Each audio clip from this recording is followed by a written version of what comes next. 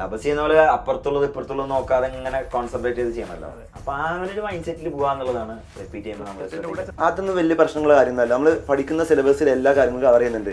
അത് വൃത്തിയായിട്ട് പഠിക്കുക എന്ന് മാത്രമാണ്. പക്ഷെ IIT പരീക്ഷ അടപടലം പൊട്ടി, ഭയങ്കര വളരെ മോശം, വളരെ പരിതാപകരമായിട്ട് പൊട്ടി. കീം എക്സാം കിട്ടിയ ഒരാൾക്ക് നാട്ടുകാർ മൊത്തം പറയും അതിന് പോയി കൂടെ പറയും. പിന്നെ എന്തിനാ റിപ്പീറ്റ് ചെയ്യാൻ പോയത്? അതാണ് മെയിൻ കാര്യം. ഇതിൽ റിപ്പീറ്റ് ചെയ്യണല്ലോ ഏറ്റവും റിസ്ക് കുറവ് എഞ്ചിനീയറിംഗ് റിപ്പീറ്റ് ചെയ്യണം. അതെ, കാരണം ഇലക്ട്രിക്കൽ.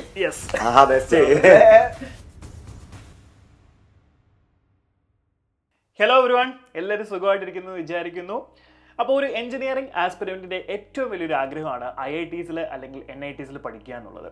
അപ്പോൾ അതിനുവേണ്ടിയുള്ള ഫസ്റ്റ് നമ്മുടെ കടമ്പയാണ് JEE മെയിൻ എക്സാം ക്രാക്ക് ചെയ്യുക എന്നുള്ളത്. അപ്പോൾ JEE മെയിൻ്റെ ഫസ്റ്റ് ഫേസും സെക്കൻഡ് ഫേസും ഒക്കെ കഴിഞ്ഞ് റിസൾട്ടൊക്കെ വന്നു. ഏകദേശം 2.5 ലാക്കോളം കുട്ടികൾ JEE അഡ്വാൻസിന് വേണ്ടിയിട്ട് ക്വാളിഫൈ ആയിട്ടുണ്ട്. JEE അഡ്വാൻസ് എക്സാം മെയ് 17 നടക്കുകയാണ്. അതുപോലെ തന്നെ കീം എക്സാമും കഴിഞ്ഞിരിക്കുകയാണ്. കീം എക്സാമിൻ്റെ ആൻസർ കീം വന്നിട്ടുണ്ട്.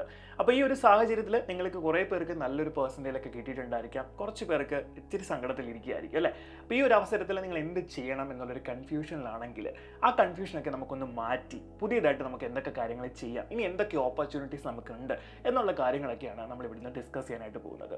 അപ്പോൾ സാർ, നമ്മുടെ കുട്ടികൾ ഇപ്പോൾ അങ്ങനത്തെ ഒരു സിറ്റുവേഷനിലായിരിക്കുന്നത് ഞാൻ പറഞ്ഞു കഴിഞ്ഞു. എന്തായിരിക്കും ഇനി അവർ ചെയ്യേണ്ട കാര്യങ്ങൾ? ഇതിൽ ഈ വർഷം ഇനിയും എൻട്രൻസ് എക്സാംസ് എഴുതാൻ ബാക്കിയുള്ളവരുണ്ടെങ്കിൽ അവർ ആ എക്സാമിൽ ഫോക്കസ് ചെയ്യുക. കാരണം ഇനി JEE അഡ്വാൻസ്ഡും അതുപോലെ ഒരുപാട് എക്സാംസ് വരുന്നുണ്ടല്ലോ. എഞ്ചിനീയറിംഗ് ആസ്പിരൻസിന് ഏറ്റവും നല്ലൊരു കാര്യം എന്ന് പറഞ്ഞു കഴിഞ്ഞാൽ ഇഷ്ടംപോലെ എക്സാംസ് എഴുതാനുണ്ട്. അപ്പോൾ ആ എക്സാം എഴുതാനുള്ളവരൊക്കെ എന്ത് ചെയ്യണം? ഈ വർഷത്തെ സീരിയസ് ആയി എഴുതണം.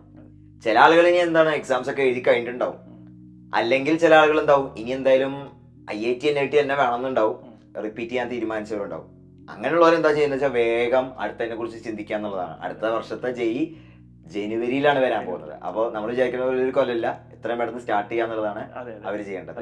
അപ്പോൾ ഈ ഒരു അവസരത്തിൽ ഞാനിപ്പോൾ പറഞ്ഞ പോലെ തന്നെ കുറേ കുട്ടികൾ ഓക്കെയാണ്, അവർ ഡിസിഷൻ എടുത്തിട്ടുണ്ട്. പക്ഷേ ഡിസിഷൻ എടുക്കാൻ പറ്റാത്ത കുറച്ച് കുട്ടികളുണ്ട്. ഇനി ഞാനൊരു റിസ്ക് എടുക്കുന്നത് ശരിയാകുമോ, ഇനി അത് എടുത്തു കഴിഞ്ഞാൽ ഇനി അവസാനം ആ സമയത്തും കിട്ടിയില്ലെങ്കിൽ എന്ത് ചെയ്യും എന്ന് ആലോചിച്ച് ഇതിൽ നിന്ന് ഡീവിയേറ്റ് ചെയ്ത് പോകുന്ന കുട്ടികളും കാണും. അങ്ങനെയുള്ളവരോട് എന്താ സാർക്ക് പറയാനുള്ളത്?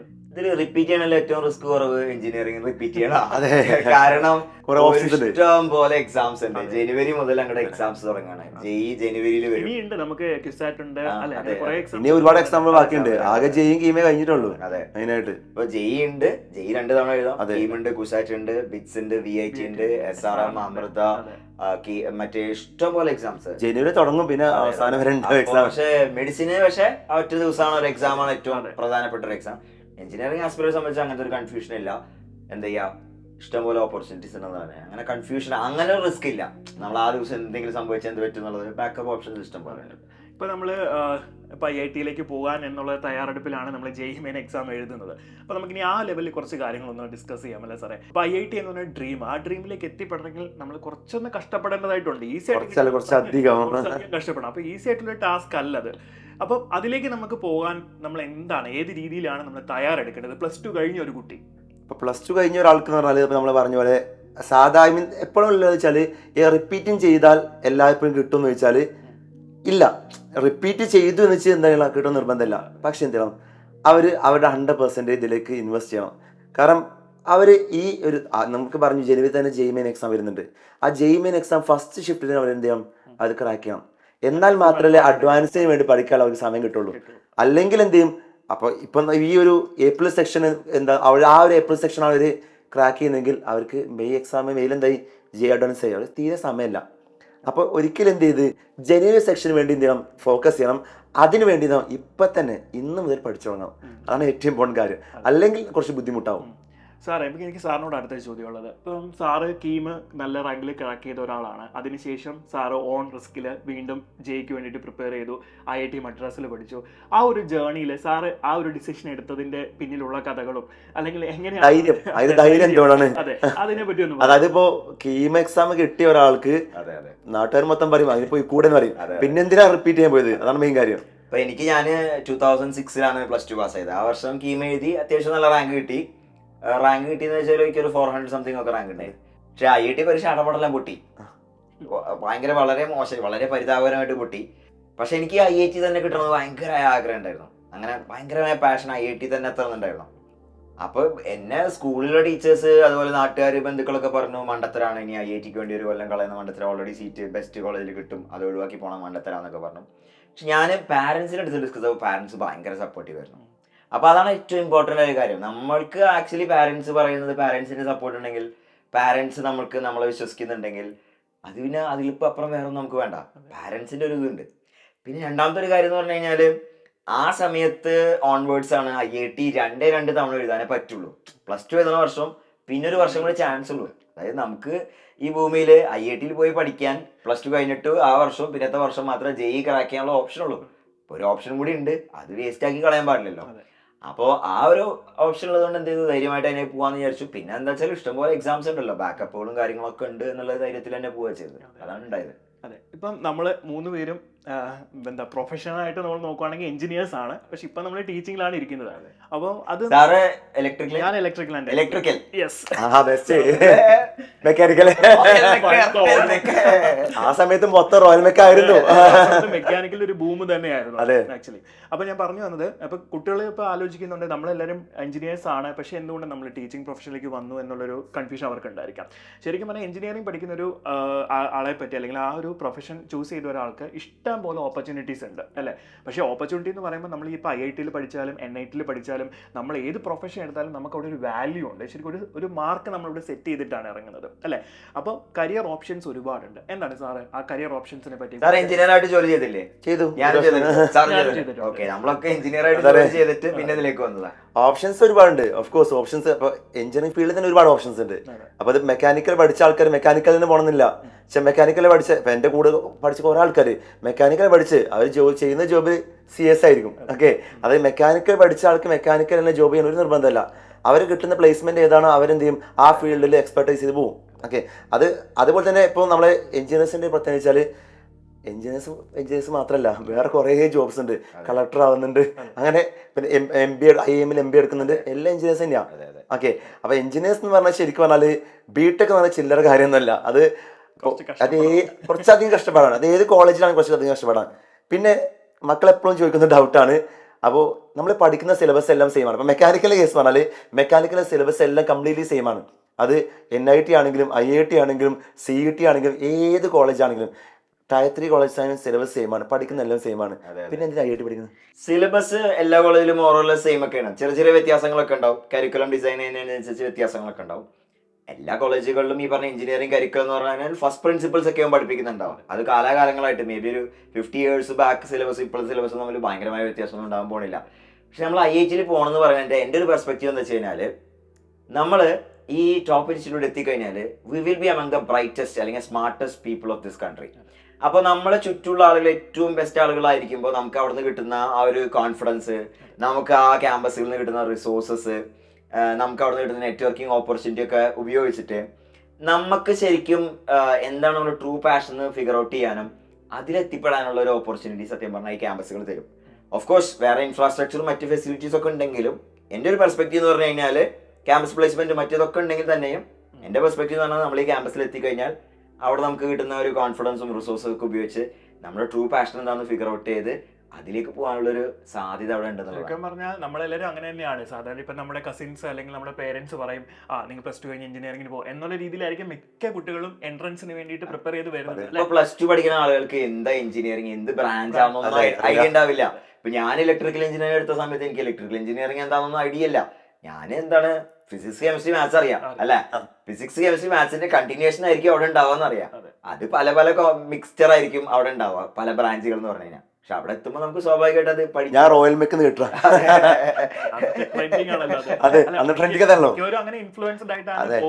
ആ പ്രായമാണല്ലോ ആ സമയത്ത്. അല്ലാണ്ട് നമുക്ക് ഒരുപാട് ചിന്തിക്കാനുള്ള സമയം ആയിട്ടില്ല. ഇപ്പൊ ഒരുപാട് ഇപ്പോഴത്തെ കുട്ടിയെ കുറച്ചുകൂടി മാറിയിട്ടുണ്ട്. അവർ കുറച്ചും കൂടി എന്താ മൊബൈലും കാര്യങ്ങളൊക്കെ നെറ്റ്വർക്കുകളൊക്കെ കുറെ ഉണ്ടായതുകൊണ്ട് അവർ കുറച്ചും കൂടി അറിയാം. പക്ഷെ നമ്മൾ അത് തീരല്ലോ. മാത്രമല്ല ഇന്നത്തെ കാലത്ത് ഓരോ കാര്യങ്ങളും അപ്ഡേഷൻ വന്നുകൊണ്ട് ഇപ്പൊ AI യുഗമാണ് വന്നുകൊണ്ടിരിക്കുന്നത്. നമ്മളൊന്നും പഠിക്കുമ്പോൾ അത്രത്തോളം ഒരു ഇൻവോൾവ്മെന്റ് അതിനകത്ത് വന്നിട്ടില്ല. പക്ഷെ ഇപ്പം അതും കൂടെ വന്ന സ്ഥിതിക്ക് കുട്ടികൾക്ക് ഏത് ബ്രാഞ്ച് ചൂസ് ചെയ്യണം എന്നൊക്കെ ഒരു ഐഡിയയും കിട്ടി തുടങ്ങിയിട്ടില്ല. അതിന് ഞാൻ പിന്നെ പറയുന്നത് എന്താ അറിയോ, നമ്മളിപ്പോ ബ്രാഞ്ച് സ്പെസിഫിക് അല്ലാണ്ട് ചിന്തിക്കേണ്ടെന്നാ പറയണേ. കാരണം നമ്മൾ ഏറ്റവും ബെസ്റ്റ് ക്യാമ്പസിൽ എത്താം. ഏറ്റവും ബെസ്റ്റ് ക്യാമ്പസിൽ എത്തിക്കഴിഞ്ഞാൽ നമുക്ക് എന്ത് ചെയ്യാം, ഫിഗർ ഔട്ട് ചെയ്യാനുള്ള ഓപ്ഷൻസും ഫ്ലെക്സിബിലിറ്റിയും ഒക്കെ ക്യാമ്പസുകൾ ഓഫർ ചെയ്യും. അപ്പോൾ അവിടെ നിന്ന് നമുക്ക് എന്ത് ചെയ്യാം. ഇപ്പോൾ ഞാൻ പഠിച്ച് പാസ് ഔട്ട് ചെയ്ത് 15 കൊല്ലമായി. എൻ്റെ കൂടെ ജോലി ചെയ്യുന്ന എൻ്റെ കൂടെ പഠിച്ചിറങ്ങിയ ഒട്ടുമിക്ക ആളുകൾ ഇപ്പൊ എഞ്ചിനീയറിംഗ് ഫീൽഡിലൊന്നല്ല വർക്ക് ചെയ്യണത്, പലരും പല മേഖലകളിലേക്കൊക്കെ തിരിഞ്ഞിരിക്കാം. അതിന് ഞാൻ നേരത്തെ പറഞ്ഞ കാരണമാണ് അവർ സക്സസ്ഫുൾ ആണ്. സക്സസ്ഫുൾ ആണ്. പലരും ഓണ്ടർപ്രണേഴ്സ് ആയി, അല്ലെങ്കിൽ പല ആളുകളും എന്താ പറയാ പല ഫീൽഡിലേക്കൊക്കെ പോയ ആളുകളുണ്ട്. ഒരു എക്സാമ്പിൾ പറഞ്ഞു കഴിഞ്ഞാൽ എൻ്റെ കൂടെ ഇലക്ട്രിക്കൽ എഞ്ചിനീയറിംഗ് പഠിച്ച ഒരാള് ബിടെക് എംടെക് എൻ്റെ കൂടെ പഠിച്ചു. എൻ്റെ അതേ ഹോസ്റ്റലിൽ, എൻ്റെ അതേ ഫ്ലോറിൽ, എൻ്റെ അതേ വിങ്ങില്, എൻ്റെ അതേ ബാച്ചിൽ, എൻ്റെ അതേ ബെഞ്ചിൽ ഉള്ള ഒരാള് ബിടെക് എംടെക് പഠിച്ച് ഇലക്ട്രിക്കൽ എഞ്ചിനീയറിംഗ് പഠിച്ചിട്ട് അയാളുടെ പഠിക്കുന്ന സമയത്ത് പാഷൻ എന്താണെന്ന് വെച്ച് കഴിഞ്ഞാല് കഥ എഴുത്ത്, സിനിമ പിടുത്തൊക്കെയാണ്. അപ്പോൾ പിന്നെ ഇപ്പം എന്തായി ആളെന്താ ചെയ്യണമെന്ന് അറിയോ? ഇപ്പൊ പൂനെയിലുള്ള ഫിലിം ടെലിവിഷൻ ഇൻസ്റ്റിറ്റ്യൂട്ടില് അസിസ്റ്റന്റ് പ്രൊഫസറാണ്, ഫിലിം പഠിപ്പിക്കുന്ന പ്രൊഫസറാണ്. അപ്പൊ ഞാൻ ഇപ്പൊ ആലോചിക്കുമ്പോൾ എന്താ വെച്ചാല് ആ ക്യാമ്പസിൽ നിന്ന് കിട്ടുന്ന അക്കാഡമിക്സിന് പുറമെ അവിടെ കിട്ടുന്ന ഓപ്പർച്യൂണിറ്റീസും അവിടെ നമുക്ക് കിട്ടുന്ന എക്സ്പോഷറൊക്കെ ഉപയോഗിച്ച് നമ്മുടെ പാഷൻ എന്താണെന്ന് ഫിഗർ ഔട്ട് ചെയ്യാനും അതിലേക്ക് പോകാനുള്ള ഒരു ഓപ്പർച്യൂണിറ്റി ആ ക്യാമ്പസുകൾ തരുന്നുണ്ട്. അതാണ് അതിന്റെ കാര്യം.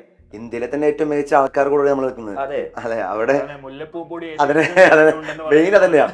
നമ്മളെപ്പോഴും പറയാറില്ലേ, നമ്മളെ കൂടെയുള്ള 5 പേരുടെ ആവറേജ് ആയിരിക്കും നമ്മളിന്ന് ആ ഒരു സെയിം സാധനം തന്നെയാണ്. അതാണ് ശരിക്കും IIT പഠിക്കുന്ന മെയിൻ കാര്യം. അല്ലാതെ അക്കാഡമിക്സ് ഉണ്ട് ഇല്ല എന്നല്ല, പക്ഷെ മെയിൻ കാര്യം എന്താണ്, നമ്മുടെ കൂടെ ഉള്ള ആളുടെ ഒരു ആവറേജ് ആയിരിക്കും നമ്മള്. ഇനിയിപ്പോ ഞാൻ കോമൺ ആയിട്ട് കുറെ കുട്ടികളിൽ നിന്ന് ഞാനിങ്ങനെ സംസാരിച്ചതും എനിക്ക് പേഴ്സണലി മെസ്സേജ് വരുന്നതും ഒക്കെ വെച്ചിട്ട് ഒരു ഡൗട്ട് ഞാൻ ചോദിക്കുകയാണ്. അതായത് സ്റ്റേറ്റ് സിലബസിൽ പഠിക്കുന്ന കുട്ടിയുണ്ട്, CBSE സിലബസിൽ പഠിക്കുന്ന കുട്ടിയുണ്ട്, ICSE ഉണ്ട്, അങ്ങനെ പല സിലബസിൽ പഠിക്കുന്ന കുട്ടികളുണ്ട്. അപ്പോൾ ഇവർ പറയും ഞങ്ങൾ സ്റ്റേറ്റിൽ പഠിച്ചതുകൊണ്ട് ഞങ്ങൾക്ക് ആ ലെവലിലേക്ക് എത്താനുള്ളൊരു ഇതില്ല, അല്ല അങ്ങനെ ഒരു കൺഫ്യൂഷൻ ഇപ്പോഴും അങ്ങനെ ഒരു ടോക്ക്. ഞാൻ സ്റ്റേറ്റ് പഠിച്ചാണ്. ഞാൻ 6ാം ക്ലാസ് വരെ മലയാളം മീഡിയം പഠിച്ചത്. അതെ, ഞാൻ 10ാം ക്ലാസ്സിൽ മലയാളം മീഡിയം.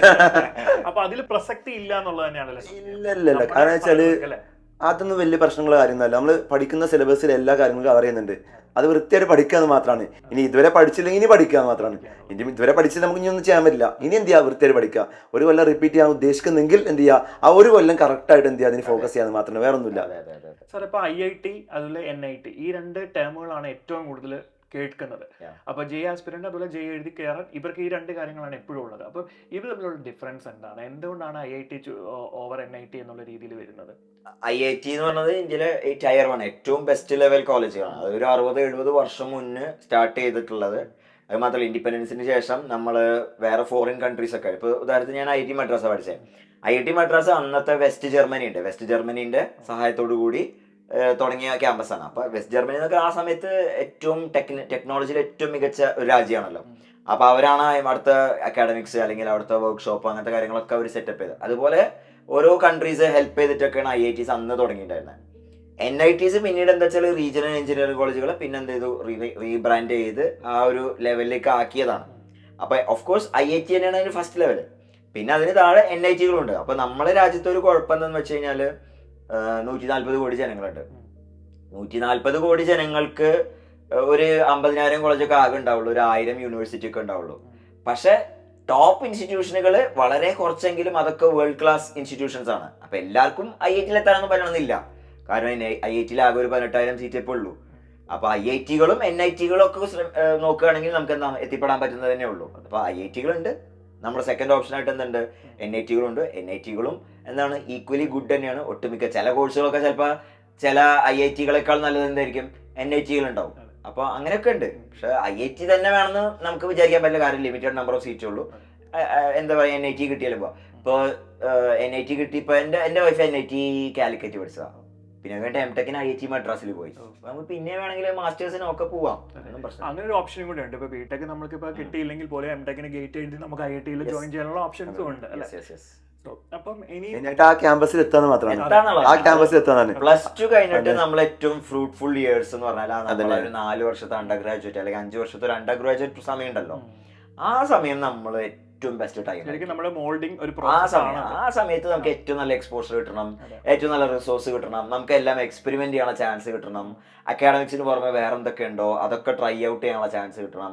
അല്ലെങ്കിൽ സ്വന്തമായിട്ട് കമ്പനി ബിൽഡ് ചെയ്യാനുള്ള ഒരു ഓപ്പർച്യൂണിറ്റി കിട്ടണം. ഇതൊക്കെ കിട്ടണം. കൂടുതൽ IITs ഒക്കെ തന്നെ CEO ലെവലിലേക്ക് എത്തിക്കൊണ്ടിരിക്കുന്ന കാര്യമാണ്. കേരളത്തിന്റെ ഒരുപാട് example IIT, NIT, Shariq Shamsuddin എല്ലാരും നല്ല സക്സസ് തന്നെയാണ് നിൽക്കുന്നതും. അതെ, ഇപ്പൊ എന്റെ ബാച്ചിൽ പഠിച്ച ഇപ്പൊ കുറെ പേര് ഇപ്പൊ എയ്തർ ഇലക്ട്രിക് കമ്പനി ഉണ്ടല്ലോ. എയ്തർ ഇലക്ട്രിക് കമ്പനിയുടെ ഫൗണ്ടേഴ്സ് എന്റെ ബാച്ച്മേറ്റ്സ് ആണ്. അതുപോലെ സ്വിഗ്ഗിന്റെ ഒരു 1 ഓഫ് ദ കോ ഫൗണ്ടേഴ്സ് എന്റെ ബാച്ച്മേറ്റ് ആണ്. അതുപോലെ ഒരുപാട് പോപ്പുലർ ആയിട്ടുള്ള കമ്പനീസിന്റെ ഒക്കെ നമ്മൾ നോക്കുമ്പോഴാണെങ്കിൽ IITS ആണ്. IITians ബിസിനസ്സിൽ മാത്രമല്ല കേട്ടോ, അല്ലെങ്കിൽ വേറെ ഒരുപാട് മേഖലകളിൽ എന്തൊക്കെ മേഖലകളുണ്ടോ അതിലൊക്കെ ഈ ഇന്ത്യയിലുള്ള ടോപ്പ് ഇൻസ്റ്റിറ്റ്യൂട്ടിൽ എത്തിയ ആളുകൾ തന്നെയായിരിക്കും തലപ്പത്തിരിക്കുന്നുണ്ടാവും. അതിനുള്ള കാര്യം ഇതാണ്, അവിടുന്ന് കിട്ടുന്ന റിസോഴ്സസ്, അവിടുന്ന് കിട്ടുന്ന ഒരു കോൺഫിഡൻസ്, അവിടുന്ന് നമുക്ക് കിട്ടിയ ചുറ്റുവട്ടത്തുള്ള നെറ്റ്വർക്കിംഗ്, നമ്മുടെ ചുറ്റുമുള്ള ആളുകളിൽ നിന്ന് നമുക്ക് കിട്ടുന്ന ആ ഒരു ഇതുണ്ടല്ലോ. അതെ, ശരിക്കും എഞ്ചിനീയറിംഗ് പഠിക്കുക എന്ന് പറഞ്ഞാൽ വെറും സിലബസ് മാത്രം പഠിക്കുക എന്നുള്ളതല്ല, നമ്മുടെ ലൈഫ് അത് 10% എനിക്ക് തോന്നുന്നത് മെയിനായിട്ട്. അതെ അതെ, മുന്നോട്ട് എങ്ങനെ നമ്മളെ പേഴ്സണൽ ഡെവലപ്മെന്റ് ആക്ച്വലി മെയിൻ ആയിട്ട്. അപ്പൊ സാർ ഇനി ഇപ്പൊ നമുക്ക് നമ്മുടെ കുട്ടികളിലേക്ക് വരാം. സോ കുട്ടികളെല്ലാം ഇപ്പൊ അവർക്ക് ഒരു IIT അല്ലെങ്കിൽ NIT ഉള്ള കാര്യങ്ങളൊക്കെ ഏകദേശം മനസ്സിലായി കാണുമായിരിക്കും. ഇനി അവർ സെൽഫായിട്ട് അതിലേക്ക് എത്താനുള്ള ഒരു ട്രാക്കിലേക്ക് വരികയാണ്. സോ അതിലുള്ള കടമയാണ് JEE Main ക്രാക്ക് ചെയ്യാന്നുള്ളത്. സോ ഇതില് റിപ്പീറ്റ് ചെയ്യുന്ന കുട്ടികളുണ്ടാവും, റിപ്പീറ്റ് ചെയ്യാൻ വരുന്ന കുട്ടികൾ, അവർക്ക് എന്ത് സജഷൻസ് ആണെങ്കിൽ അവർ ആ സമയത്ത് ഉണ്ടാക്കി വെക്കുന്ന മിസ്റ്റേക്കുകൾ എന്തൊക്കെയാണ്, അതൊക്കെ ഒന്ന് സാർ ഒന്ന് പറഞ്ഞു കൊടുക്കാം. ഒന്നാമത്തെ കാര്യം സാർ, ഇതിനെ ഭയങ്കര പാഷനേറ്റ് ആയിട്ട് അപ്രോച്ച് ചെയ്യാന്നുള്ളതാണ്. ഇപ്പൊ സിവിൽ സർവീസ് നമ്മൾ കണ്ടിട്ടില്ലേ, ചില ആളുകൾ ഒരു തവണ ട്രൈ ചെയ്യുന്നു, 2 തവണ 3 തവണ 4 തവണ 5 തവണ 6 തവണ ഒക്കെ കഴിഞ്ഞിട്ട് ട്രൈ ചെയ്യുന്നത്. JEE പക്ഷെ അങ്ങനെ ഇല്ല. അതായത് +2 എഴുതുന്ന വർഷം പിന്നത്തെ വർഷം മാത്രം IIT പറ്റുള്ളൂ. JEE Main വേണമെങ്കിൽ പിന്നത്തെ ഒരു വർഷം കൂടി പറ്റും. അപ്പൊ ലിമിറ്റഡ് നമ്പർ ഓഫ് ഓപ്പർച്യൂണിറ്റി, അതായത് IASനേക്കാൾ ലിമിറ്റഡ് നമ്പർ ഓഫ് ഓപ്പർച്യൂണിറ്റി ഉള്ളൂ. അപ്പൊ നമ്മുടെ +2ന്റെ ചാൻസ് ഓൾറെഡി കഴിഞ്ഞെങ്കിൽ പിന്നത്തെ ചാൻസ് അത്രയും സീരിയസ് ആയിട്ട് ചെയ്യേണ്ടതാ, അത് നമുക്ക് മിസ്സാക്കാനില്ല. അപ്പൊ അത് അത്രയും പാഷനേറ്റ് ആയിട്ട് ചെയ്യണം എന്നുള്ളതാണ് ഒരു കാര്യം. രണ്ടാമത്തെ കാര്യം എന്ന് പറഞ്ഞാൽ എന്താ, റിപ്പീറ്റ് ചെയ്യാൻ തീരുമാനിച്ചു കഴിഞ്ഞാൽ ഇതിന് ലിമിറ്റഡ് സമയമുള്ളൂ. നമ്മൾ ഈ +1 +2 പഠിക്കുന്ന മുഴുവൻ സാധനം ഈ ഒരു സമയം കൊണ്ട്, ലിമിറ്റഡ് സമയം കൊണ്ട് പഠിച്ച് തീർക്കണം. അത് മാത്രല്ല എക്സ്ട്രാ ഒരുപാട് ഒരുപാട് അതെ അതെ, +2 +1 +2 ആ മാഗ്നിറ്റ്യൂഡ് എൻട്രൻസ് ലെവൽ തന്നെ കവർ ചെയ്യണം. അപ്പൊ എന്താണ്, എത്ര നേരത്തെ സ്റ്റാർട്ട് ചെയ്യാന്നുള്ളത്. പല ആളുകളും വിചാരിക്കാന്ന് വെച്ചാൽ ഒരു ജൂൺ ആവട്ടെ, നമ്മുടെ നാട്ടിൽ ജൂണല്ലേ സ്കൂൾ തുറക്കണ ജൂണൊക്കെ ആവട്ടെ എന്നൊക്കെ വിചാരിച്ചിരിക്കുക. അല്ല, റിപ്പീറ്റ് ചെയ്യാൻ തീരുമാനിച്ചാൽ എത്ര പെട്ടെന്ന് തുടങ്ങാം, എത്ര പെട്ടെന്ന് ട്രാക്കിലാവാ എന്നുള്ളതാണ്, വേറെ ഒന്നും നോക്കണ്ട എന്നുള്ളതാണ്. ജനുവരി ഫസ്റ്റ് ഫേസ് വരും. അതെ, ഇപ്പൊ വേറെ നമ്മളെ ഫ്രണ്ട്സ് ഒക്കെ വേറെ കോളേജിലൊക്കെ ജോയിൻ ചെയ്യുന്നുണ്ടാവും. കുറച്ച് കഴിഞ്ഞാൽ അവർ ഇൻസ്റ്റാഗ്രാമിൽ റീലും കോളേജ് ലൈഫ് ഒക്കെ ഇടുന്നുണ്ടാവും. പക്ഷെ നമ്മൾ എന്താണ്, അടുത്ത പോലെ ഇതിനേക്കാൾ നല്ലൊരു കോളേജിൽ ജോയിൻ ചെയ്യും എന്നുള്ള ഡ്രീം മുറുകെ പിടിച്ചിട്ട് എന്ത് ചെയ്യുക, അതിലേക്ക് പോവാ എന്നുള്ളതാണ് അതിലൊരു കാര്യം. വേറെ ചുറ്റും കുറെ കാര്യങ്ങളൊക്കെ നടക്കണം. എനിക്ക് ഇപ്പോൾ ഓർമ്മയുണ്ട്, ഞാൻ റിപ്പീറ്റ് ചെയ്യണ സമയത്ത് എനിക്ക് തോന്നുന്നു 2007 അന്ന് വേൾഡ് കപ്പ്. നമ്മളൊക്കെ ക്രിക്കറ്റ് ഭയങ്കര ഇതാണല്ലോ, വേൾഡ് കപ്പ് ഒക്കെ നടക്കുന്നുണ്ട്. സാധാരണ എന്ത് എക്സാം ഉണ്ടെങ്കിലും നമ്മൾ ക്രിക്കറ്റ് ഒന്നും മിസ്സാക്കാത്തതാണ്. പക്ഷെ റിപ്പീറ്റ് ചെയ്യണ സമയത്ത് ആ ക്രിക്കറ്റിന്റെ അതൊക്കെ മിസ്സായി പോകും. പക്ഷെ പിന്നത്തെ കൊല്ലം 2011 ഇന്ത്യയിലെ വേൾഡ് കപ്പ് നടന്നപ്പോൾ എനിക്കിപ്പോൾ ഓർമ്മയുണ്ട്, IIT മദ്രാസ് ക്യാമ്പസിൽ ആ ഓപ്പൺ എയർ തിയേറ്ററിൽ 5000 പേരെ ഒപ്പം ഇരുന്നിട്ട് ആർത്ത് വിളിച്ചിട്ട് ഇന്ത്യ കപ്പടിക്കണം.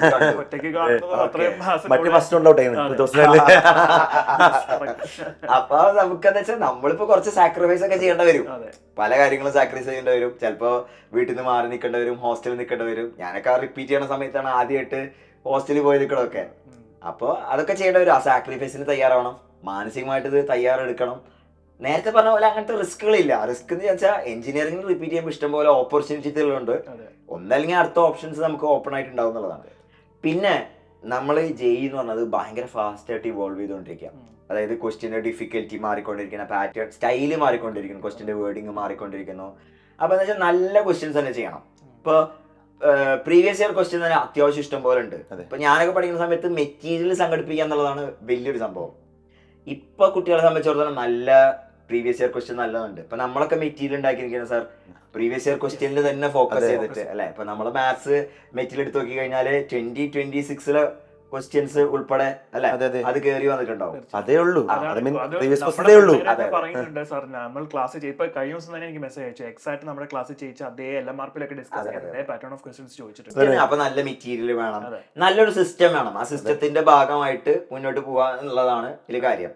ഓക്കെ, അപ്പോൾ അതേപോലെ തന്നെ നമ്മൾ എന്താണ് ടീച്ചേഴ്സിന്റെ ആ ഒരു പേഴ്സണൽ കെയർ, മെന്റർഷിപ്പ് കിട്ടുന്നുണ്ടോ, അങ്ങനത്തെ കാര്യങ്ങൾ. കാരണം ഇതൊരു ജേണിയാണ്. ഞാനിത് എപ്പോഴും പറയുന്നത് അറിയോ, നമ്മളിത് തപസ് ചെയ്യുന്ന പോലെ അപ്പുറത്തുള്ളത് ഇപ്പുറത്തുള്ളത് നോക്കാതെ ഇങ്ങനെ കോൺസെൻട്രേറ്റ് ചെയ്ത് ചെയ്യണമല്ലോ. അപ്പൊ ആ ഒരു മൈൻഡ് സെറ്റിൽ പോവാന്നുള്ളതാണ് റിപ്പീറ്റ് ചെയ്യുമ്പോൾ നമ്മൾ സിസ്റ്റമാറ്റിക് ആയിട്ട് ചെയ്യാം. പിന്നെ ചെയ്യുന്ന ഒരു മിസ്റ്റേക്ക് എന്ന് പറഞ്ഞു കഴിഞ്ഞാൽ ഇപ്പൊ ജനുവരിയിലാണല്ലോ ഫസ്റ്റ് JEE വരാം, ഏപ്രിലും JEE ഉണ്ടല്ലോ. ശരിക്കും ഇനി 2 ചാൻസ് ഉണ്ട്, റിപ്പീറ്റ് ചെയ്താലും 2 ചാൻസ് കൂടി ഉണ്ട്. അപ്പൊ ചിലപ്പോ എന്ത് ജനുവരി വേണ്ട, അപ്പൊ അതൊക്കെ റിലാക്സ് ചെയ്ത് ഏപ്രിലേക്ക് പഠിക്കാം. പക്ഷെ ജനുവരിയിലാണ് നമുക്ക് ബെറ്റർ പെർസെന്റേജ് കിട്ടാനുള്ള ചാൻസ് ഉണ്ടാവാം. അപ്പൊ ജനുവരിയിലേക്ക് തന്നെയാണ് വേണ്ടി പ്രിപ്പറേഷൻ. അപ്പൊ നമ്മളിപ്പോ ചെയ്യണത് എന്താണെന്ന് വെച്ചാൽ ജനുവരി എക്സാമിന് വെൽ ഇൻ അഡ്വാൻസ് പോർഷൻസ് ഒക്കെ തീർത്ത് റിവിഷൻ ചെയ്ത് കുറെ മോക്ക് എക്സാംസ് ഒക്കെ എഴുതിയിട്ടാണ് നമ്മുടെ സിസ്റ്റം. നമുക്കത് ഓൾറെഡി അറിയാം. നമ്മള് ഡാറ്റ ഡ്രിവൺ ആയിട്ടാണ് നമ്മുടെ മെറ്റീരിയൽസ് അല്ലെങ്കിൽ നമ്മുടെ സിസ്റ്റം ഒക്കെ ബിൽഡ് ചെയ്തിരിക്കണം.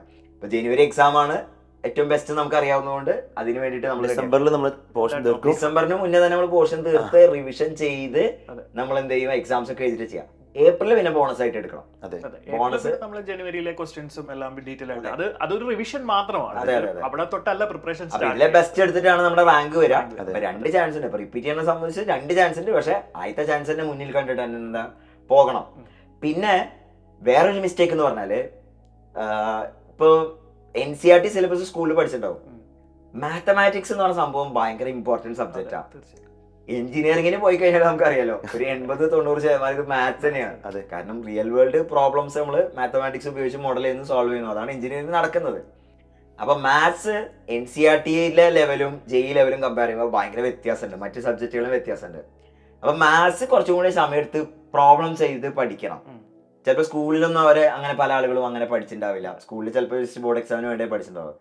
അപ്പൊ അവിടെ നമ്മൾ ചെയ്തൊരു കാര്യം എന്താണെന്ന് അറിയോ, നമ്മൾ മാത്സിന് 50% അഡീഷണൽ ടൈം കൊടുത്തിട്ടാണ് നമ്മൾ മാത്സ് പഠിപ്പിക്കുന്നത്. ഫിസിക്സ്, കെമിസ്ട്രി, മാത്സിന് ഈക്വൽ വെയിറ്റേജ് ആണെങ്കിലും നമ്മൾ മാത്സിന്റെ എങ്ങനെയാന്ന് വെച്ചാൽ 50% അഡീഷണൽ ടൈം കൊടുത്തിട്ടാണ് നമ്മൾ സിസ്റ്റം ബിൽഡ് ചെയ്തിരിക്കണത്. അപ്പൊ മാത്സിൽ കുറച്ചും കൂടി സമയം കൊടുത്ത്, മാത്സ് ബുദ്ധിമുട്ടാണ്, എന്താ വെച്ചാൽ ചെയ്ത് തന്നെ റെഡി ആവണം. അല്ലാണ്ട് മാജിക്കലി ഒന്നും കിട്ടില്ല. എഫർട്ട് എടുക്കണം. അതൊക്കെയാണ് കാര്യങ്ങൾ. അതിന്റെ കാര്യം എന്ന് വെച്ചാൽ സാറേ, നമ്മൾ ഇപ്പോൾ ഡയറക്റ്റായിട്ട് +2 കഴിഞ്ഞിട്ട് നേരെ കോളേജിലേക്ക് പോകുന്ന വിചാരിക്കും. ഇപ്പോൾ ഏതെങ്കിലും ഒരു കോളേജിലേക്ക്, ഓക്കെ, ABC ഏതൊരു കോളേജിലേക്ക്. അപ്പോൾ ഇവർ +2 മാത്സ് മാത്രം പഠിച്ചിട്ട് ആ കോളേജിൽ പോകുമ്പോൾ +2 മാത്സ് ഇവിടെയാണ്, കോളേജ് മാത്സ് ഇവിടെയാണ്. അതുകൊണ്ടാണ് പല ആൾക്കാരും എന്ത് ചെയ്ത് മാത്സ് ഫെയിൽ ആയി പോകുന്നത്. 4 സെമ്മിൽ മാത്സ് വരുന്നുണ്ട്, S1, S2, S4. അപ്പോൾ ഇതിന്റെ ശരിക്കും പറഞ്ഞാൽ ഈ റിപ്പീറ്റിംഗ് ലൈഫ് ഞാൻ പലപ്പോഴും പറയുന്നുണ്ട് മക്കളോട്, ഇത് ശരിക്കും റിപ്പീറ്റിംഗ് അല്ല, ഇത് ശരിക്കും ഒരു ബ്രിഡ്ജ് കോഴ്സ് പോലെയാണ്. ഇവിടുന്ന് ഇങ്ങോട്ട് എത്താനുള്ള ബ്രിഡ്ജാണ്. കാരണം ഈ കാണുന്ന മാത്സ് കൂടി പഠിച്ചാൽ മാത്രമേ നമുക്ക് എന്തേ പറ്റുള്ളൂ, അവിടേക്ക് എത്താൻ പറ്റുള്ളൂ. കാരണം NCERT ഒരുപാട് പോർഷൻ എന്താ ഡിലീറ്റ് ആയിട്ടുണ്ട്. പക്ഷെ അതൊക്കെ ഇവിടെ ഉണ്ട്, എഞ്ചിനീയറിംഗ് ഉണ്ട്. കുട്ടികൾ പലപ്പോഴും നമ്മൾ ക്ലാസ് എടുത്തുണ്ടെങ്കിൽ പറയും സാർ ഇപ്പോഴാണ് ശരിക്കും മനസ്സിലായത്. അതാണ് റിപ്പീറ്റ് ചെയ്യണതിന്റെ വലിയൊരു ഗുണം കേട്ടോ. അതായത് ഓഫ് കോഴ്സ് നമുക്ക് ക്രാക്ക് ചെയ്യണം, പക്ഷെ അതോടൊപ്പം തന്നെ നമ്മൾ +1 +2 വിലപ്പെട്ട സമയം നമ്മൾ ചിലപ്പോൾ നമ്മുടെ മിസ്റ്റേക്ക് കൊണ്ടോ നമ്മുടേതല്ലാത്ത മിസ്റ്റേക്ക് കൊണ്ടോ കളഞ്ഞിട്ടുണ്ടാവും. അത് മേക്കപ്പ് ചെയ്യാനും അവിടുത്തെ ഫണ്ടമെന്റൽസ് റെഡിയാക്കി എടുക്കാനുള്ള സമയമാണ്. കാരണം ഇനി വരാൻ പോണ സാധനം ഇതിന്റെ ബാക്കിയാ, ഇതിന്റെ കണ്ടിന്യൂവേഷൻ ആണ്. അപ്പൊ നല്ല സ്ട്രോങ് ഫൗണ്ടേഷൻസ് ഉണ്ടെങ്കിൽ നമുക്ക് കോളേജിൽ സർവൈവ് ചെയ്യാൻ പറ്റുള്ളൂ. ഏത് കോളേജിലാണെങ്കിലും. അതിപ്പോ എഞ്ചിനീയറിംഗിൽ പോകണമെന്നില്ല. നമ്മുടെ കുട്ടികൾ തന്നെ ഫീഡ്ബാക്ക് അത് പറഞ്ഞിട്ടുണ്ട്. ഇപ്പൊ CET പഠിക്കുന്ന കുട്ടികളാണെങ്കിലും പറഞ്ഞിട്ടുണ്ട്, സാർ നമ്മൾ ഇവിടെ പഠിച്ച കാര്യങ്ങൾ അന്ന് ഡീറ്റെയിൽ ആയിട്ട് പഠിച്ചതുകൊണ്ട് ഇപ്പൊ ഒരുപാട് ഹെൽപ്പ് ആയിട്ട് ഒരുപാട് പേര് ലൈഫ് ലോങ് യൂസ് ചെയ്യേണ്ട കാര്യങ്ങളാണ് മാത്സിന്റെ കാര്യം. ആവശ്യമുള്ള സാധനമാണ് ഇത്. അപ്പൊ അതിന്റെ ഫണ്ടമെന്റൽസ് സ്ട്രോങ് ആക്കാന്നുള്ളത് ഭയങ്കര ഇമ്പോർട്ടന്റ് ആണ്. അപ്പൊ എന്തെങ്കിലും കാരണവശാൽ അതില് തട്ടുകേട് സംഭവിച്ചിട്ടുണ്ടെങ്കിൽ അത് റെക്ടിഫൈ ചെയ്യാനുള്ള ഒരു ഓപ്പർച്യൂണിറ്റി കാണുന്നത് നമ്മൾ റിപ്പീറ്റ് ചെയ്യുന്നത്. പിന്നെ തീർച്ചയായിട്ടും നമ്മൾ ഈ സ്കൂളിൽ നമ്മളിപ്പോൾ ബോർഡ് എക്സാം എഴുതുന്നതല്ല, നമ്മളൊരു പെൻ ആൻഡ് പേപ്പർ മെത്തേഡിലാണ് നമ്മൾ എക്സാം എഴുതിക്കൊണ്ടിരിക്കുന്നത്. പക്ഷേ JEE സംബന്ധിച്ചത് CBT എക്സാം, ഇപ്പോൾ കീമും CBT ആയിട്ടുണ്ട്. അപ്പോൾ അതിലും നമുക്കൊരു പ്രാക്ടീസ് വേണം അല്ലേ. നമ്മളൊരു ദിവസം വെറുതെ പോയി JEE CBT എഴുതാമെന്ന് വിചാരിച്ചാൽ ചിലപ്പോൾ ശരിയായെന്ന് വരത്തില്ല. അപ്പോൾ അതൊരു പ്രാക്ടീസാണ്. അതും നമ്മളെന്താ നമ്മളൊരു റിപ്പീറ്റഡ് കോഴ്സിൽ ചെയ്യുന്ന സമയത്ത് ഓൺലൈനായിട്ട് എക്സാമുകൾ എഴുതി ശീലിച്ചാൽ മാത്രമേ നമുക്കത് ഇമ്പ്രൂവ് ചെയ്ത് കൊണ്ടുവരാൻ പറ്റുള്ളൂ. സ്പീഡും ആക്യുറസിയും ഒരു ഫാക്ടറാണ്. നമ്മളിപ്പോ എത്രയൊക്കെ പഠിച്ചു കഴിഞ്ഞാലും അൾട്ടിമേറ്റ്ലി എൻട്രൻസ് എക്സാം 3 മണിക്കൂർ കൊണ്ട് തീരും. 3 മണിക്കൂറിന്റെ പരിപാടി തീർന്നു. ആ 3 മണിക്കൂറിന് വേണ്ടിയിട്ടാണ് നമ്മൾ പഠിക്കുന്നത്. ആ ഒരു വർഷം കഴിഞ്ഞിട്ടുള്ള ഒരു 3 മണിക്കൂറിന് വേണ്ടി നമ്മൾ തയ്യാറെടുക്കണം. അപ്പൊ ആ തയ്യാറെടുക്കുക ആ രീതിയിൽ ആ ദിവസം ഒപ്റ്റിമൈസ് ചെയ്യാൻ വേണ്ടിയിട്ട് ഉള്ള രീതിയിൽ വേണം. അപ്പൊ ആ ദിവസത്തെ സ്ട്രാറ്റജിയും കാര്യങ്ങളൊക്കെ ബിൽഡ് ചെയ്യാനായിട്ട് മോക്ക് എക്സാംസ് ഒക്കെ എഴുതിയിട്ട് അങ്ങനെ തന്നെ പോകാൻ ക്വസ്റ്റ്യൻ സെലക്ട് ചെയ്യണം, ഏത് ചാപ്റ്ററിലെ ക്വസ്റ്റ്യൻസ് ചെയ്യണം അല്ലേ സാർ. അങ്ങനെയൊക്കെ ഒരു സൈലന്റ് ചെയ്യുന്നതാണ്. എല്ലാ ഓഫ്ലൈൻ ക്ലാസ്സിലും നമ്മൾ എന്തുണ്ട് ഒരു എക്സാം ഉണ്ട്.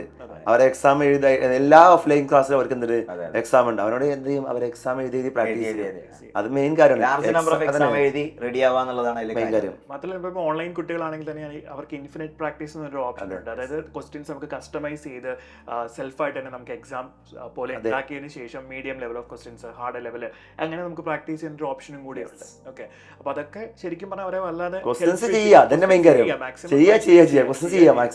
അത്ര തന്നെ. അപ്പോൾ സാറേ നമ്മൾ ഏകദേശം കുട്ടികൾക്ക് വേണ്ട കാര്യങ്ങളും അല്ലെങ്കിൽ അവരുടെ ഒരു കൺഫ്യൂഷൻ മാറാനുള്ള കാര്യങ്ങളൊക്കെ ഏകദേശം നമ്മൾ ഡിസ്കസ് ചെയ്തിട്ടുണ്ട്. ഇപ്പോൾ ഒരു തീരുമാനത്തിലെത്തി കാണുമെന്നാണ് ഞാൻ വിചാരിക്കുന്നത്. തീരുമാനത്തിലെത്തുമ്പോഴും എന്തുകൊണ്ട് സൈലത്തിൽ വരണം എന്നുള്ളൊരു കാര്യം ഉണ്ടാവുമല്ലോ. അതെ അതെ അതെ. എന്തുകൊണ്ട് നമ്മുടെ കുട്ടികളെ എന്തുകൊണ്ട് സൈലത്തിൽ തന്നെ വരണം. അതെ, അതായത് കൃത്യമായിട്ടൊരു സ്ട്രക്ചേർഡ് ആയിട്ടുള്ള അല്ലെ ഒരു കൃത്യമായിട്ടുള്ള ഒരു പ്ലാൻ നമുക്കുണ്ട്. ആ പ്ലാൻ എക്സിക്യൂട്ട് ചെയ്തിട്ടാണ് നമ്മൾ മുന്നോട്ട് പോകുന്നത്. അപ്പോൾ അതിൽ നമുക്ക് ആദ്യം പറയാനുള്ളതെന്ന് വെച്ചാൽ നമ്മുടെ ഒരു ഫാക്കൽറ്റി ലൈനപ്പ് തന്നെയാണ്. എല്ലാവരും എക്സ്പേർട്ട് ആയിട്ടുള്ള ആൾക്കാർ തന്നെയാണ്. ഇപ്പോൾ സാറെന്ന് പറഞ്ഞാലും അല്ലെ എത്ര വർഷം അപ്പോൾ ഡയറക്റ്റ് IIT-ന്നും അല്ലെങ്കിൽ NITs-ന്നും പഠിച്ചിട്ടുള്ള ഗ്രാജുവേറ്റ്സ് തന്നെയാണ് നമ്മളെ പഠിപ്പിക്കുന്നവരെല്ലാവരും തന്നെ. അപ്പോൾ അവർക്കറിയാം അവിടെ എത്തിപ്പെടാൻ അവർ എന്തൊക്കെ കാര്യങ്ങൾ ചെയ്തിട്ടുണ്ട്. അപ്പം അങ്ങനെ ഡയറക്റ്റ് ആൾക്കാരിൽ നിന്ന് നിങ്ങൾക്ക് ടിപ്സും ട്രിക്സും ഒക്കെ കിട്ടുന്നത് തന്നെ വലിയൊരു കാര്യം തന്നെയാണ്. അപ്പോൾ അല്ല, അതുപോലെ നമ്മുടെ സിസ്റ്റം ഹൈബ്രിഡ് ആണ്. Hybrid. കോവിഡിന് ശേഷം എന്താ സംഭവിച്ചതെന്ന് വെച്ചാൽ ലോകം മുഴുവൻ ഹൈബ്രിഡിലേക്ക് മാറി. അതെ. ഇപ്പൊ ഈവൻ IIT പോലും കുറെ അല്ലെങ്കിൽ കുറെ കോളേജസ് ഒക്കെ എന്താണ് ഇപ്പൊ ഹൈബ്രിഡ് സിസ്റ്റം ആണ്. കാരണം ടൈം ടെസ്റ്റഡ് ആയിട്ട് അല്ലെങ്കിൽ സയന്റിഫിക്കലി ടെസ്റ്റഡ് ആയിട്ടുള്ള ഒരു സംഭവം തന്നെയാണ് നമ്മളിപ്പോഴും റൺ ചെയ്തുകൊണ്ടിരിക്കുന്നത്. കാരണം റിപ്പീറ്റ് ചെയ്യുന്ന കുട്ടീനെ സംബന്ധിച്ചോളം ലിമിറ്റഡ് ടൈമേ ഉള്ളൂ. ആ ടൈം ബെസ്റ്റ് യൂട്ടിലൈസ് ചെയ്യണം. ക്ലാസ് കൊടുക്കാൻ വേണം, അതോടൊപ്പം തന്നെ എന്ത് ചെയ്യണം, സ്വന്തമായിട്ട് കുട്ടിക്ക് പഠിക്കാനുള്ള സമയം കിട്ടുകയും വേണം. അത് ഭയങ്കര ഇമ്പോർട്ടൻ്റ് ആണ്. അതേപോലെ തന്നെ ക്ലാസ്സിൽ കുട്ടിക്ക് എന്ത് ചെയ്യണം, കോൺഫിഡൻസ് ഉണ്ടാവണം. ഇപ്പോൾ ക്ലാസ് മുറിൻ്റെ ഏറ്റവും വലിയ അഡ്വാൻറ്റേജ്, ഓഫ്ലൈൻ്റെ ഏറ്റവും വലിയ അഡ്വാൻറ്റേജ് എന്ന് പറഞ്ഞു കഴിഞ്ഞാൽ ഡയറക്റ്റ് ടീച്ചറായിട്ട് ഇൻട്രാക്ട് ചെയ്യാനാണ്. പക്ഷേ ഡയറക്റ്റ് ടീച്ചറായിട്ട് ഇൻട്രാക്ട് ചെയ്യാൻ പറ്റണമെങ്കിൽ കുട്ടിക്ക് ഒരു കോൺഫിഡൻസ് വേണമല്ലോ. അപ്പോൾ ആ ഒരു കോൺഫിഡൻസ് ഒക്കെ വേണം. അപ്പോൾ അതാണ് ഈ ഹൈബ്രിഡിൻ്റെ ഒരു വലിയൊരു അഡ്വാൻറ്റേജ് എന്ന് പറയുന്നത്. അപ്പോൾ ആ ഹൈബ്രിഡ് സിസ്റ്റമാണ് നമ്മൾ ഫോളോ ചെയ്യുന്നത്. തീർച്ചയായിട്ടും. യെസ്. അതോടൊപ്പം തന്നെ ധാരാളം മോക്ക് എക്സാംസ് കൊടുക്കുന്നു, നല്ല മെറ്റീരിയൽ കൊടുക്കുന്നു. മെറ്റീരിയലിനെ പറ്റി നമുക്ക് എടുത്തു പറയേണ്ടതായിട്ടുണ്ട് അല്ലെ. വളരെ ഡീറ്റെയിൽഡ് ആയിട്ടുള്ള ഒരു അനാലിസിസ് നടത്തിയിട്ട് ഉണ്ടാക്കിയിരിക്കുന്ന മെറ്റീരിയൽസ് ആണ്. ഏറ്റവും അപ്ഡേറ്റഡ് ആണ്. അതായത് ഏറ്റവും പുതിയ ക്വസ്റ്റ്യൻസ് ആയിരിക്കും നമ്മൾ ഉണ്ടാവുക. നമ്മള് PYQ ബേസ്ഡ് മെറ്റീരിയൽ ആണ് നമ്മുടെ ഉണ്ടാവുക. PYQ തന്നെയാണ് നമ്മൾ എന്ത് ചെയ്ത് നോക്കേണ്ടത്. പിന്നെയും ചെയ്ത് നോക്കേണ്ട സാധനങ്ങൾ പ്രീവിയസ് ഇയർ ക്വസ്റ്റ്യൻ. കാരണം പ്രീവിയസ് ഇയർ ക്വസ്റ്റ്യന് കഴിഞ്ഞൊരു 7-8 വർഷം മാത്രം എടുത്താൽ തന്നെ ഒരു സബ്ജക്റ്റിൽ 5000 PYQ ഉണ്ട്. അങ്ങനെ 15000 ക്വസ്റ്റ്യൻ PYQ തന്നെ ചെയ്യാനുണ്ട്. അതെ. അപ്പൊ അത്രയും ലാർജ് നമ്പർ ഓഫ് ക്വസ്റ്റ്യൻസ് ചെയ്തിട്ട് റെഡി ആവാന്നുള്ളതാണ് ഇതിലെ കാര്യം. അപ്പോൾ റിപ്പീറ്റ് ചെയ്യുന്ന കാര്യങ്ങളെ പറ്റിയുള്ള കൺഫ്യൂഷൻ ഒക്കെ മാറി കാണും. അപ്പോൾ നമ്മുടെ ക്ലാസ്സുകൾ ഏറ്റവും ആദ്യം തന്നെ തുടങ്ങുകയാണ് നമ്മൾ. കാരണം ജനുവരിയിലാണ് ഫസ്റ്റ് ഫേസ്. അപ്പോൾ അതിന് മുന്നേ നമ്മുടെ ക്ലാസ്സുകൾ തീർക്കണം. അപ്പോൾ നമുക്ക് കൃത്യമായിട്ടൊരു പ്ലാൻ ഉണ്ട്. സോ ഏപ്രിൽ 29 നമ്മുടെ ക്ലാസ്സുകൾ സ്റ്റാർട്ട് ചെയ്യുകയാണ്. ഓറിയന്റേഷൻ തുടങ്ങുകയാണ്. 30 തൊട്ട് നമ്മുടെ ക്ലാസ്സുകൾ സ്റ്റാർട്ട് ചെയ്യും. ചാപ്റ്റർ 0 വെച്ച് തുടങ്ങും. Yes, chapter 0. അത് ഏറ്റവും ബേസിക് കാര്യങ്ങൾ. നിങ്ങൾ ചിലപ്പോൾ അത് കാണുമ്പോൾ ഇതൊക്കെ ഞങ്ങൾക്ക് അറിയാവുന്ന അല്ലെങ്കിൽ ചിലപ്പോൾ ചിന്തിക്കാറില്ല. പക്ഷെ എന്നാലും എല്ലാം തൊട്ട് നമ്മൾ സ്റ്റാർട്ട് ചെയ്യാൻ പോവുകയാണ്. അങ്ങനെ നമ്മൾ ഡിസംബർ കൊണ്ട് നമ്മുടെ ടോപ്പിക് എല്ലാം തീർത്ത് നമ്മുടെ റിവിഷനും എല്ലാം ചെയ്ത് ജനുവരിയിൽ ഫസ്റ്റ് ഫേസ് തന്നെ നിങ്ങൾ അടിപൊളിയായിട്ട് JMAയിലേക്ക് പോകാനുള്ളൊരു കറക്റ്റ് ട്രാക്കാണ് നമ്മൾ നിങ്ങൾക്ക് വേണ്ടി ഒരുക്കിയിരിക്കുന്നത്. സോ അപ്പോൾ നമ്മുടെ ഈ ബാച്ചിലേക്കുള്ള അഡ്മിഷനൊക്കെ നടന്നുകൊണ്ടിരിക്കുകയാണ്. സോ നിങ്ങൾക്കിപ്പോൾ ജോയിൻ ചെയ്യാം. ഇത്തവണ നമ്മളോടൊപ്പം നിന്ന് ഇത്രയും എക്സ്പേർട്ട് ആയിട്ടുള്ള ഫാക്കൽറ്റീസിൻ്റെ കൂടെ നിന്ന് നിങ്ങൾക്ക് അടിപൊളിയായിട്ട് പഠിച്ച് ക്രാക്ക് ചെയ്യാനുള്ള അവസരമാണ്. സോ എല്ലാവരും എത്രയും പെട്ടെന്ന് ജോയിൻ ചെയ്യുക. നമുക്ക് ബാച്ചുകളിൽ കാണാം. All the best. All the best.